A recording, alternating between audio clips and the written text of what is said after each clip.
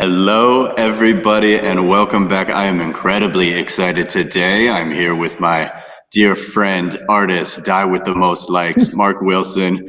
You probably can't see, but I know he's wearing his Jenko jeans right now. Probably It's have a soaked. couple. Yeah, it's soaked. It's probably got a couple stains.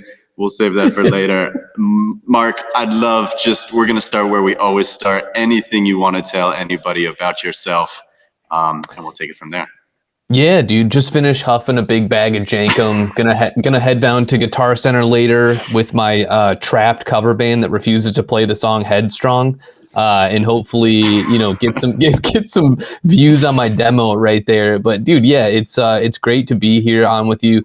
We became friends pretty early, I feel like, in this process, so it's been super rad to talk to you and get to know you and stuff. But on me, it's like, yeah, man, really just, born in the Rust Belt of Northern Indiana, which is like permeates through all my work. I feel like, a lot of kind of middle American suffering, aimlessness, full of regret, freshly paved asphalts and strip malls are pretty much the things that birth, what is my kind of entire being. So it's going to be super sweet to talk about that shit today. And hopefully I can ruin your day for you with all the sadness and suffering. This is like the anti-cultural cultural experience.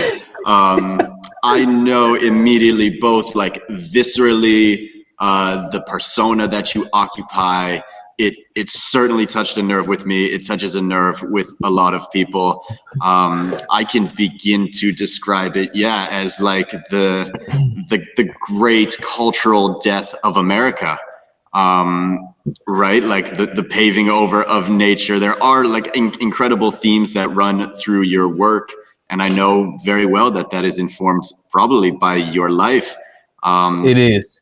Yeah, and it's funny you put, and it's funny and eloquent you put it that way, because it's like it's an examination of the cultureless void that we are hurtling towards, but also in a way that like somehow resonates with people, and like they can like unwrap what that means and explore the depths of emotion that we all go through as we hurtle towards that thing. So in some ways, yeah, it is kind of like a cultureless dichotomy in many ways.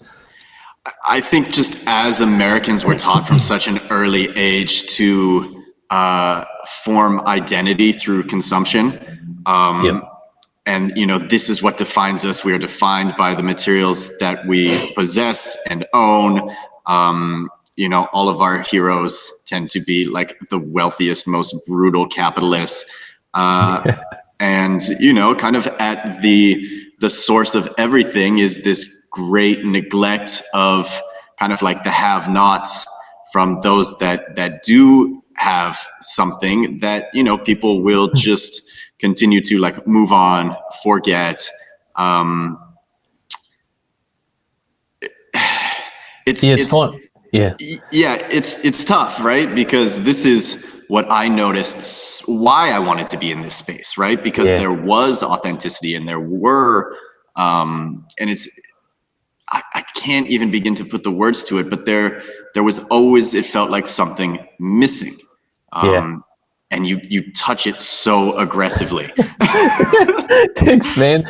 Yeah, it's like, well, I think in many ways, there's an escapism to our entire existence, whether that be like it's people whose entire personality are a pair of fancy socks they bought at Nordstrom, or a bottle of wine that they drink every Tuesday, and that's just their entire being, and it's a very odd neglect, like you put, of self-examination, of reflection, of like emotions that us as humans should really be feeling and be going through on a daily basis to try to, evolve or not even evolve, but just examine what the fuck going on in the world. It's completely out of our, head. And so, yeah, like you were saying, I think that both you and I, there's almost this,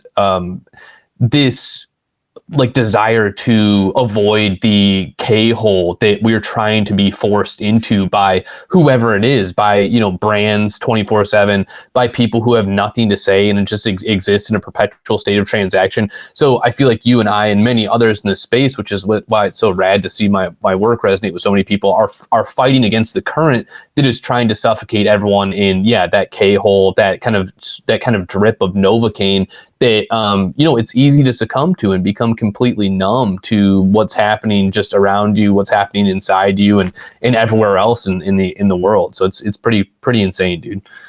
Yeah, it's super. I mean, I love like, you know, this is for sure the era of ketamine, right? This is, you know, like the 80s were cocaine. This is ketamine. Like, it is rampant. It is everywhere.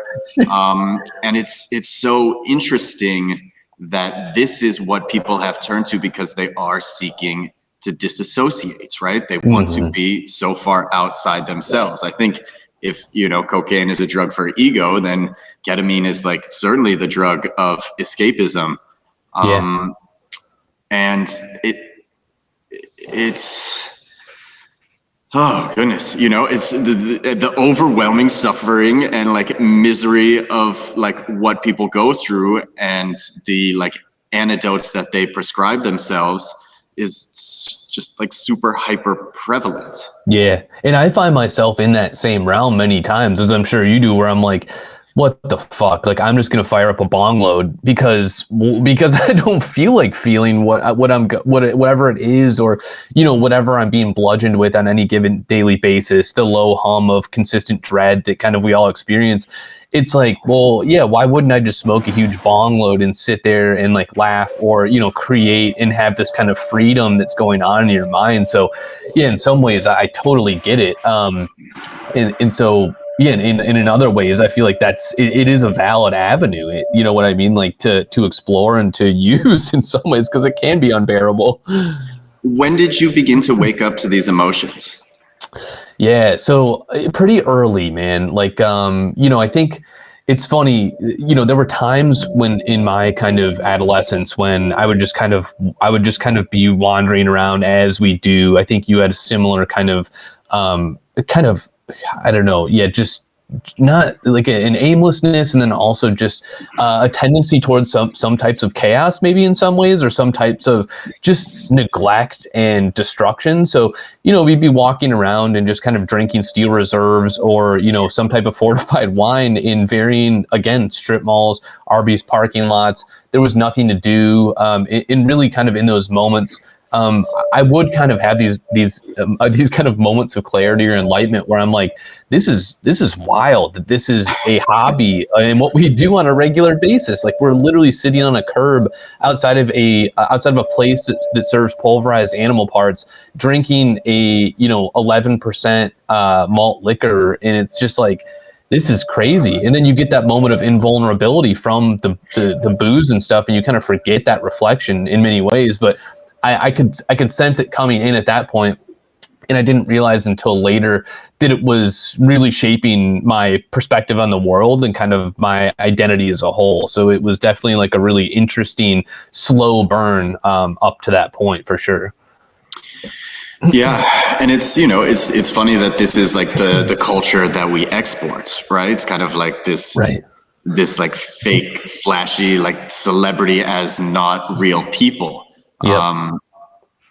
And in many ways, it's like we export it, and then also people are ashamed of it here. And you know what I mean? Like, it's both exported and marketed, and then also there's like a certain shame I think we all experience in some ways about it too. It's very odd. Like, so it's like there's kind of two facets to it, where some people are super proud of that. Like, they're like, fuck yeah, like, I'm going to Chili's and it's going to be the best meal ever. And then others are like, you know, they stray away from it and they're kind of afraid. I'd say like, I'm kind of in the middle. Like, I kind of, you know, like we've talked, I love BW3s, and I also hate myself for wanting to go there and drinking a metric ton of Blue Moon and watching the game. You know what I mean? Like, yeah. Whatever game it is, there's always a game, right? There's always something. You're just like, it's cricket, it's like, you know, NASCAR, whatever's on there. You're just glued to the TV and avoiding conversation with the person you're with.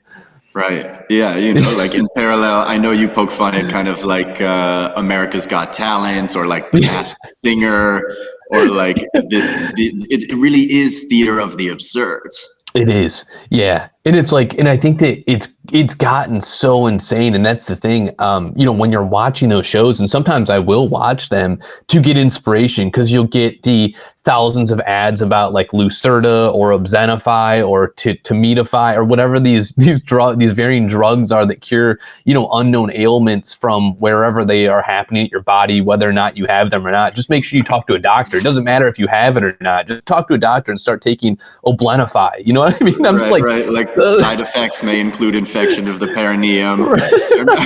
Remember that one from last night? I'm like, dang, like you may get a parasite from this. It's like, what? Wait, what was that? I get a tapeworm if I take Oblenify? All right, well, shit. A tapeworm, it might not be the worst thing in the world, but yeah, it's like I'll look at these things, and sometimes it's funny. Like we've had this conversation before, where I think there's this longing for many of us who are creative and who are kind of in touch with our emotions to sometimes not be that in touch with them. So it's like sometimes I'll watch those shows and I'll be like, man, I wonder what it would be like to be content sitting in an overstuffed fake leather chair, eating my microwave dinner, and just being like happy to watch Nick Cannon rip the mask off of whatever fucking dumb celebrity it is. Like just sitting there and applauding, oh, it's Carmen Electra or whatever it is. It's like, this is crazy. But sometimes I envy that type of like psychotic disillusion or disenchantment, I guess, And I'm so far removed that I find it so hard to believe that this person exists, but this person exists.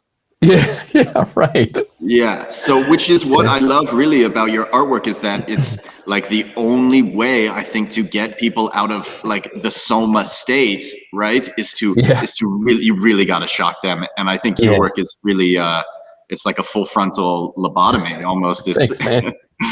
Yeah, it's like a full frontal Darth Maul nude shower scene from Star Wars Episode 1, The Phantom Menace, where it's just in your face. You're not sure what to do with it, but you're gonna watch it. You're gonna look at it. I guess you're forced to, right? Yeah. I actually, it's funny, and this is a weird memory that just came back, but I remember being like alone in a hotel room in a foreign country where I did not feel comfortable.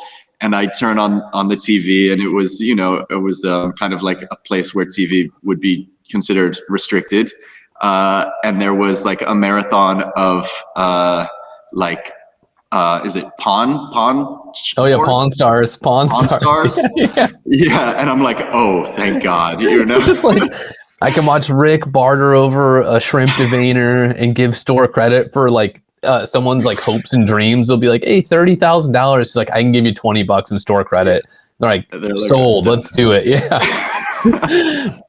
Yeah, I find that show to be an odd like distillation of America in many ways, because there are, people come in there with their hopes and dreams and think that they're worth something in some ways, and then you're just immediately destroyed and pulverized, and you walk away with, again, like $20 in store credit that you'll never spend. And I'm just like, damn, this is like actually really quite sad show, like.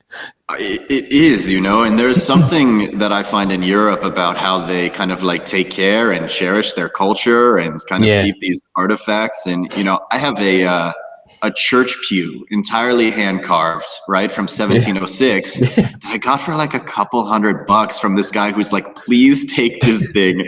I'm like, this thing is incredible. It's like an exceptional art piece. And we just don't care. No. Yeah, it's like I'll spend that couple $100 on like an above ground hot tub that'll break after a year, and then it will be thrown into a landfill, and that's the thing. Like you were saying earlier, it's the obsession with consumption and the obsession of constantly leveling up into things that we don't want or need, but somehow we're bludgeoned into thinking that that's the case. And really it's just all this like weird, it's more or less like a weird scam to keep you working for, these corporations that then in turn, keep feeding you from that, like, that little guinea pig water bottle full of, sustenance that you are constantly licking and trying to get stuff from, Yeah, it's poison from the top. It is. I have some answers. Does that relate at all to perhaps your interest in cryptocurrency, or how did you come to find the space and be here?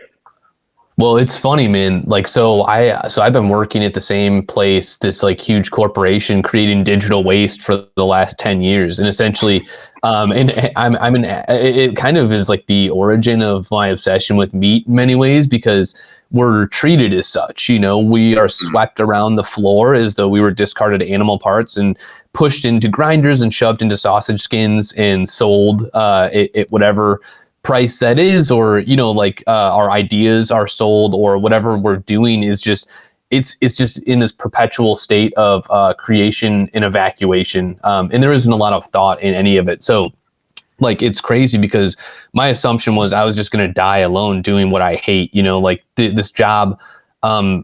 It's just, I was resigned to that. Like, I've always been making stuff. I've been making stuff since I was really little. And in terms of digital art, I've been doing that for, 8 or 9 years, really, because my wife, essentially, Laura, who obviously, she convinced me to get an iPad because we were physically suffocating in the amount of art I was creating. So like, I was painting all the time, and like, as the paintings accrued and like piled up in our spot, she's like, you gotta figure something else out, because we're literally drowning in this. Like, your creations are going to destroy our apartment that we're in. So like, and like, we couldn't really hang them because a lot of the stuff that I make is like pretty horrific. So yeah. So then I got it. So she got me an iPad. Like, that was like literally 8 years ago. And even on that thing, and which is what I love so much is, people complain about like engagement being low at times on Twitter or anything like that. And I'm almost just kind of like, who gives a shit? Like, if you're not going to be creating this anyway, no matter if somebody is going to look at it or engage with it or not, then what does it matter? Like, I would be making this shit no matter what. Like, I would just still be making it. I was making it for like 7 years and no one cared. And that was fine too. Like, I know it is kind of a bummer when you feel like you're, you go through waves where, you kind of get indifferent to it. And then, you do kind of think that you are, I guess, just creating for nothing in many ways. And in some ways there's freedom in that too. So it was crazy. But to answer your story in short, like, this random guy DM'd me on Twitter after I created this fake Eric Andre poster, which I was just, again, making stuff to make stuff. And he was running for fake president. So I was like, oh, I love Eric Andre. I'm going to make a fake poster. So I made a fake poster and tweeted it. And it kind of got some good pickup. And this guy reached out and he's like, hey, you should check out and possibly mint some stuff. I'm like, bet, let's go. Let's do it. It's got to be cool. Yeah. So, any formal training?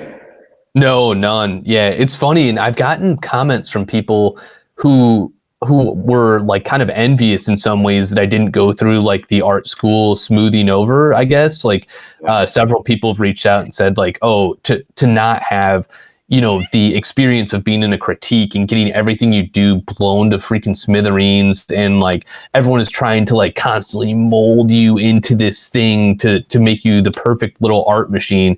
So I've been like really fortunate, I feel like, in many ways, where it's just, I've probably done 15 to 20,000 hours on that damn iPad, where it's just like hammering away 24/7. So it's like, I think that kind of relentlessness replaced any type of formal training. But yeah, zero formal training. Like, I got a B- in high school art and the teacher described my style as adequate. So like, like, which is like the perfect thing. It is, yeah, it is. Just like an 80-20 ground beef chuck. Yeah, right. Straight down the middle, like like no emotional reaction, nothing. Like, it was just, right, it's just adequate. Adequate. Yeah. I mean, it's I love the contrast between your painted works and your digital works. The style is, of course, immediately evident. Both are like absurdly brutal. There is such like a rawness to the paintings. I can tell you, like, I took them into, the frame store to get framed, and the lady loved them. She nice. Loves them, and she sees, who knows what she sees, but yeah. That's dope, dude. They're wonderful conversation pieces. Yeah, thanks, man. Well, that's super sick that she liked those. And it's funny that you say that because, yeah, I think there's like a chaotic nature to the digital ones where that has to do with me cramming in like all sorts of detail, you know, like tiny brand stuff, buzz balls, Hungry Man dinners, all the kind of like hyper detailed little things that make up our lives in many ways. And then with the paint, I like pull back because like I don't have the ability to paint like that. Like I have that control with the digital stylus and stuff, but on the paint, so I try to communicate that with strokes and with layering and texture versus like putting in that actual detail. And I think I'm super excited that we were able to that we were able to get those paintings over to you because it's like I'm just happy that they found a home and somebody who enjoys them. You know, that's like the biggest thing. Yeah, I have one in my kitchen. I have the one with the Coles guy vomiting. Oh, nice. That's a perfect kitchen piece. I know. So terrible. Cool. What should we talk about? You know, maybe this solo show that we did together. That was a lot of fun. That was insane, dude. Yeah, we should, because I feel like it got, and I've been meaning to tweet about it again. Like, I forget. So it's really funny. Like, I posted this piece that was the guy, like, essentially shoving Polaroids into a huge phone. And then the phone was in turn creating this beef stream. And there was a guy essentially being like waterboarded under it with his mouth open and ready to feed on it. And it was really funny. That was like a really kind of pivotal moment in my artistic career, both like confidence wise and like stylistically and where I was going like thematically with things. Cause like I had posted that and it sat out there for a while and I was kind of second guessing, you know, putting that thing up. It was super extreme and very beef forward, which like a lot of things hadn't been like that meat forward on Tezos they had, but not on Super Rare or anything like that. So that was insane. You collected that piece. And I think, you know, I texted you, I'm like, hey, this thing, I'm going to send you this picture of an A1 bottle that I painted with like a bunch of people licking it. You're like, okay, sweet. And then it was like a wrap from them where we became really good friends and stuff. And to be fair, it showed up in a garbage bag, right? Or like it was like in a sketchy box with like just a bunch of like wrapped in like one of those plastic bags. I was like, right. Like this is what is this thing? It's like but then after that, you had this incredible idea and I was immediately like, holy shit, you can expound on that idea a little bit, but you were like, well, let's make something.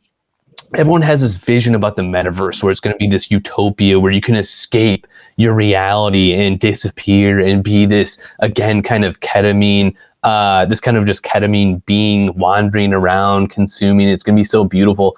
And you're like, well, what if it sucked just as bad as everything we go through now? And it was just digitally, you just sit in this wasteland.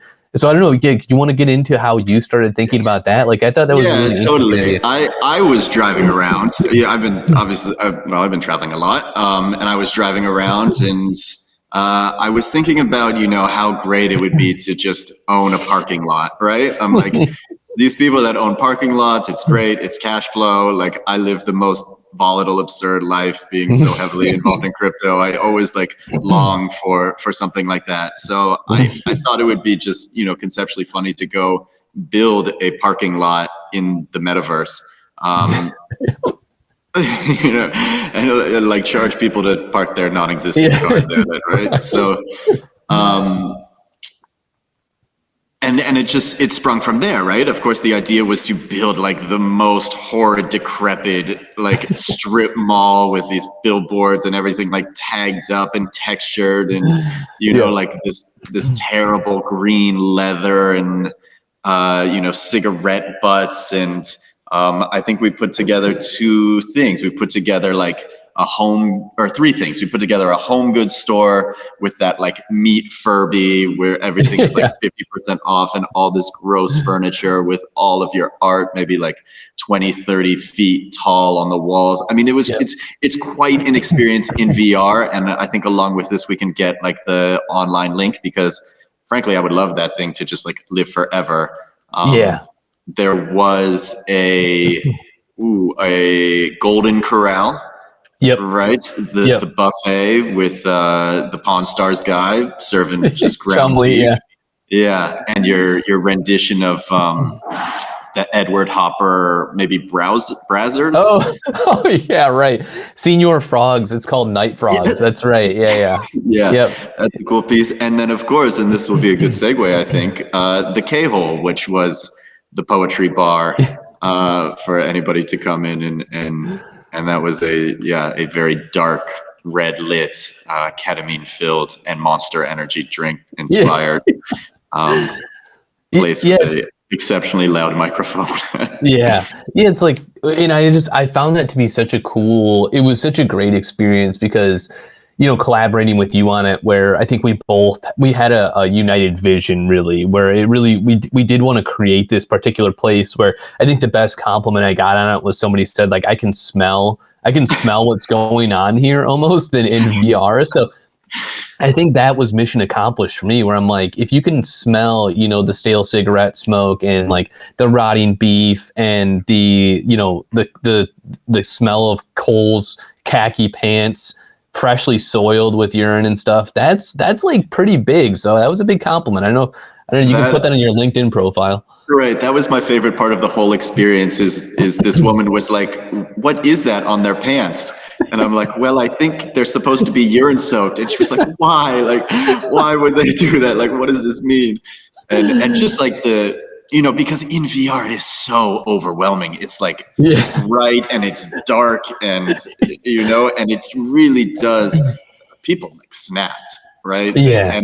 And we were live streaming it to LinkedIn of all places. I was dropping F-bombs and stuff, and the guy's like, hey, just a heads up, we are on LinkedIn. I'm like, oh shit, okay. Like, it was really funny, but that was incredible. Yeah, there was a very foreboding nature to it for sure. Like, I think that's with a lot of my art, that's like the big thing is, people almost seem at peace in most of them, in almost a psychotic state of peace, but obviously there's just like kind of foreboding undertones every single kind of detail you start to unravel there.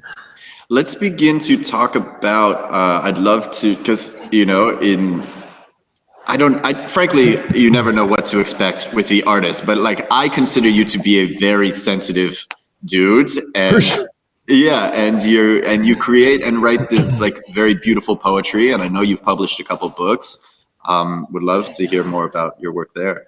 Thanks, dude. Yeah, so I love writing so much. And actually, I thought that like I was going to be an author, really. Well, a failing author in many ways, like not that I wasn't writing books, but just that I would write these things. And, someday I think that was my dream, that some kid would find one of these things and just read it, in 100 years, and it would have some, at least minimal impact on his life. And that's really how I take my approach for a lot of creating. I'm very obsessed with like the prospect of legacy and kind of what legacy means or doesn't mean, and in existence, and longevity of existence, and existing on the lips of strangers potentially past your physical time here. So all that stuff is like are things that I explore in my writing, and namely a lot of death as well, which. It's funny, people ask, what my obsession is with it. And really the obsession just comes from figuring out my own personal feelings on death itself, and what it means to, again, kind of pass over, or what it means to, lose consciousness completely for forever, an eternity, or potentially not that long. So a lot of my writing, in those really sensitive moments, I'm observing, I'm observing kind of my daily surroundings, and really taking in what I feel somebody to be feeling at any given moment. So like when you're looking around, there's these moments of kind of tremendous sadness that go completely unnoticed, and you're just kind of looking. There was I wrote this one about, there was an old man sitting in this like old Buick outside of a church for a couple hours, like outside of my house, and I could not figure out what he was doing in there. And eventually he drove off, but I became obsessed with the notion that he was, potentially mourning the death of a loved one there, or having some type of, existential crisis like we all do, or formulating his own thoughts on death and stuff. So it's those moments that are really kind of documentarian in many ways in my writing. But yeah, I love writing so much, and I consider it to be like literally an equal part to every piece that I make, because in many ways, you know, both the words and the cursor dictate where the pen goes, and just in kind of the exact same way, the pen also feeds back into the writing. So, you know, I'll go through and I'll make a piece and write about it, and then if there's other details or other kind of additions that I make to that piece, I'll examine those things and reflect on what they mean, and then I'll add, you know, lines to the poetry or lines to kind of the free verse prose or anything like that. Is there a genesis story to your name? Yeah. Oh, die with the most likes. Yeah. So several years ago, I just had created this piece. I was feeling really frustrated with social media, like we all are, and just the obsession with, again, accumulating kind of empty adoration and worship from uninterested friends and family members, where they're just sitting there and you're like, dude, like, I got to look at another picture from like a piece of shit birthday that I don't care about, or, you know, like people, you know, whatever, kind of smoothing over the emotional and physical hardships of their life in favor of, you know, these like highly curated pictures that are just, it's not a novel idea really, but it got me thinking like about people in a hospital room and, you know, being connected to ventilators, but instead of those things breathing air, it was like breathing in just the feeling you get when somebody, you know, interacts with one of your pieces or whatever. And in kind of offering this like lifeline to these people who were slowly dying, but, you know, just keeping them alive with these like kind of hearts that were going through them. So in many ways, that piece was kind of something that I had like, that really I reflected on quite a bit. And I kind of just considered the most important piece in the canon of my work at the time. So I just decided like, cool, I'm just going to put it as die with the most likes, and we'll see what happens, you know? It goes hard. Thanks, dude. Yeah. Yeah, that name goes super hard. Because it's just, you know, like what would yeah, maybe I'll save a personal story for another time, maybe when we have a beer. But, you know, I have seen,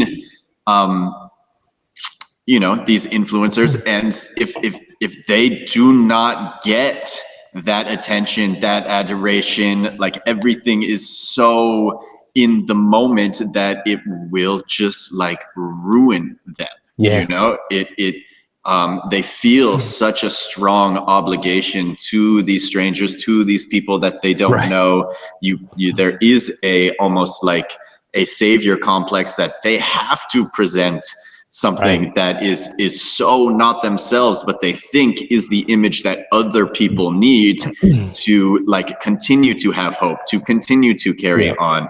And it creates like this sick cycle of people informing their realities against somebody else's projection of what they think other people should perceive. Yeah, it becomes like a triple inception thing of like them thinking that people want to see those like stupid, you know, selfie stick videos from whatever, you know, white sand beach at Sandals Resort, Northern Indiana or whatever. And it's like people, it's weird that we've had that trajectory and that we've gone there. And I think it's pulling back a little bit, but even still, you know, like I think that people obsessing over what I perceive as kind of airport gift shop art, or, you know, the pieces that don't do anything other than perpetuate kind of that idea of sanding over or smoothing over or fresh asphalt. And it's bizarre that is the longing that we have as human beings, you know, and I don't know, I feel like maybe at some point we'll snap out of it or think about things differently. But until, like you were saying, that cycle stops where, you know, people create that because they think that other people want it, and then those people think they want it because it's being created and shoveled into their, you know, agape mouths. At that point, you know, that cycle and that parasitic nature of that relationship is never going to change. So in order to break that, you have to show people in a golden corral with a meat stick connecting them, but then like do other stuff, you know? Yeah, live, laugh, love, right? Exactly. Yeah. That's pretty much it. It's crazy, man. I mean, yeah, I don't know where it all ends. In all honesty, and it's like I think there's a psychotic narcissism and vanity to it all too. Obviously, not super novel again, but I think that until that insane vanity is euthanized, we're just going to continue down this path and eventually be what a lot of the things I draw are, or just human beings caught in this kind of false ecstasy, really. Yeah, so I think to kind of bring things a little full circle this is probably where like my destructive tendencies come from, right? Where like it's like this is so bad that it is not fixable. Like this is gasoline and matches. Like we need to burn this down. We really need to start over, and it's so hard because people I think we've all grown up expecting like linear incremental change, but we're dealing with exponential technology. And I feel that, the Web3 ecosystem has kind of ushered in an ability to rapidly shift consciousness. And where we were in the beginning was very, very individualistic. It was artists collecting from other artists. And then you get like this massive PFP wave where people are like flocking into these communities like sheep or school of fish, and like their identity becomes based on the validation of others. It's like ape follow ape, and that is such a stone drag that it always gets me worried when like we are achieving some sort of escape velocity and then everything just gets like pulled back to the center because like the gravity and weight of this system and this capitalism is so strong, and people are so conditioned to these things that we can't break free. So I guess the question is do you believe that there is some sort of salvation through incremental change? Does there have to be an exponential awakening? Do things have to get like much worse before they get better? I'd be curious to if you have a thought on that. Yeah. Well, it's interesting you put it that way, because it's funny, like for the amount of work that we all put in like, in community building, in, kind of just being shepherds of the space in some way. Or I don't consider myself that, but I suppose that I try to create at least an absurdist outlook on kind of the hilarity of our existence in many ways. But at the same time, I think that it's interesting you put it that way, because it's like for the amount of work that goes in, the fragility of it is crazy, like, because like you're putting in these like hours and hours and hours and days and months and years. And then, like you were saying, it takes, one thing to completely destroy that stucco palace that you thought was going to, you thought was going to last forever. So in some ways, I think about it, and I don't mind the destruction of it, because it shows both the resilience and then also kind of the ingenuity of rebuild. So I think that, much like insects do, we survive and we toil and we rebuild on something that, we truly believe in. I think that's the thing about that destruction is I don't think it can vanquish the core of who we are and the core of the people who, truly believe in what this shit is, So that part gives me like kind of unrelenting hope in some ways, that you see this and you witness the carnage and you witness the insanity. And then you kind of see the unwavering nature of many people and how they just say like, well, fuck it. Yeah, we're going to keep doing what we do. And that's just what it is. And we don't know any different because that's what we've always done. So, I do have hope for sure. Like, I mean, I think for the greater state of humanity, I'm not positive I have a ton of hope. Like, I look at us and I really do see this kind of psychotic indifferent spiral into the abyss. And it's the indifference that's terrifying, because there is, and kind of to bring it back to your original question, the indifference is really shocking. And I think it's almost it's almost more harmful than having a reaction to something either way, is just being this kind of banal pool of reheated bathwater and stagnation. It's really, it's terrible. And it really creates, like you were saying, a weight on like the space or a weight on like whatever it is that it's dragging down. But in many ways, like I think that as long as, again, that kind of the kind of core of people who, you know, believe and who have some type of ardent, you know, belief of how they should act, or of kind of that constant evolution of, you know, what they're creating, of what they're putting out there, of kind of the positivity and not fake positivity, but pulling people along and being kind and just being genuine and stuff. If that continues on, I feel like maybe, you know, what we build won't last forever, but at least we will have all been there, and we would have all pulled something from it and experienced our own little moments of enlightenment or evolution or salvation, you know? So in that way, like, I have tremendous hope. Yeah. Yeah, it always feels incredibly meaniful, right? Like, I wake up like excited to get here, to talk to everybody in this space, and like, I'm learning so much, I'm growing so much. I find, like, you know, of course there's a ton of false prophets. There's going to be a ton of false prophets in everything. There's going to be somebody trying to sell something. Like the great dichotomy of crypto as this like liberating force and also this monster scammer's paradise is it's fun, and it's free, and it's liberating, and it makes you feel like certainly that your decisions have weight, and that you may be in control of yourself at the very least. And I think, you know, the ripples of all of this, that's what gives me hope. For sure. Yeah. And it's funny because, like, a lot of the stuff that we find insufferable about the space is actually fuel for a lot of the stuff that I make too. So so in some ways I'm just like, keep it going. Like, I don't care, because I'm just going to keep ripping this stuff to shreds. You know, the check the pin. Oh my God, shaking right now, crying. What's going? It's just like that type of behavior and stuff. I find it hilarious. And so I'm just going to keep ripping. And so, like, it doesn't make any difference to me, you know, whether or not that exists or not. I guess if it didn't exist, I would lose a lot of my like vitriol, which is sometimes what I use for creation. So yeah. I mean, shining the absurdist mirror, I think, is really the most effective way to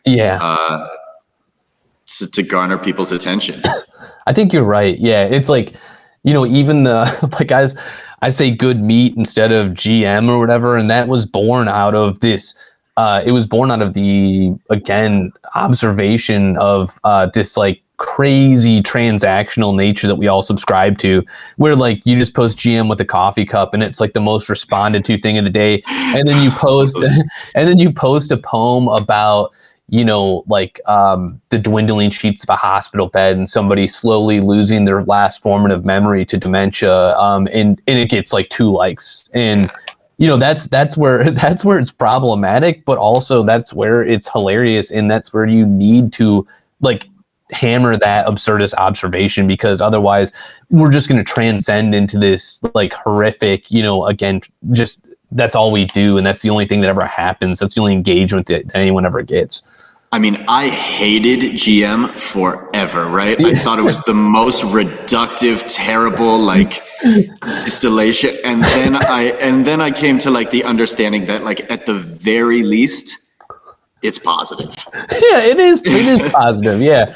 And I like, I do like it when people will like share a piece of art with it or something, because then it's like, okay, sweet, good morning, and here's a sick piece of art made by somebody. Like, I find that to be definitely tolerable, and more than tolerable. It's the one where it's like GM skull emoji, GM coffee emoji, that I'm just like, all right, we could do without this digital weight. Like, I'm okay on doing another one of those, you know, like the minuscule weight that this adds to like the collective internet is just intolerable. Yeah, it is. Yeah. Yeah.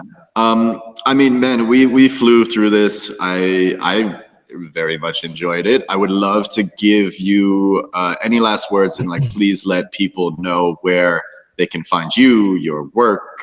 Yeah.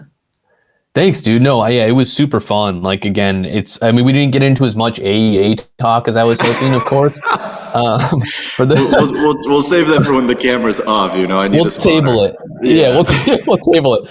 But no, dude, it was super cool to talk. Obviously, and I always feel really weird in these things. Well, sometimes I do because, you know, I'm a Midwestern raised Irish Catholic, so to talk about myself is very peculiar and sometimes soul crushing because we're raised to think that like everything we're doing is regretful and kind of like shameful. So thankfully, like I kind of guilty for it. Yeah, which is crazy. So, you know, I'm super pumped to be able to talk and kind of been able to shake that horrific shame for that. But I'll say all our sins are relieved in this church. That's what I was gonna say, right? I feel like that Monster Energy baptism you gave me washed away all my sins, dude.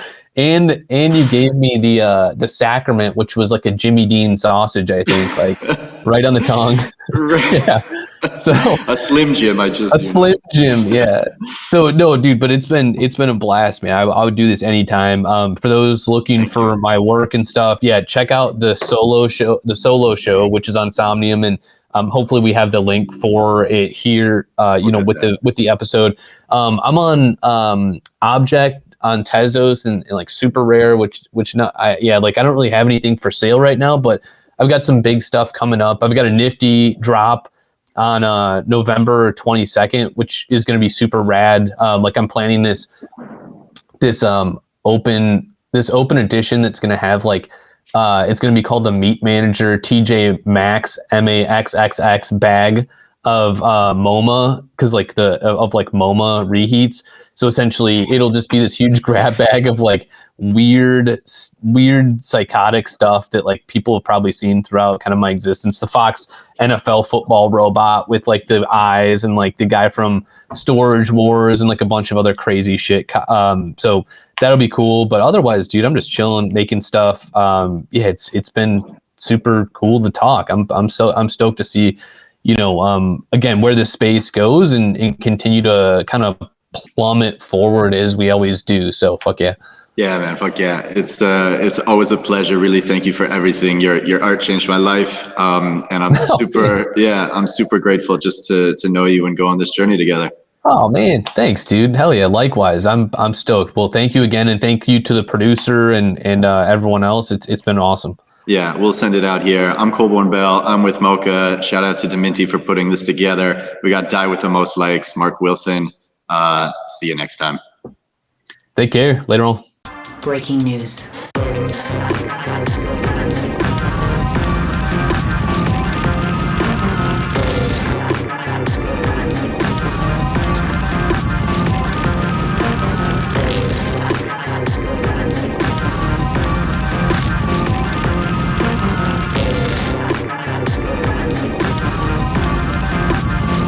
Breaking news.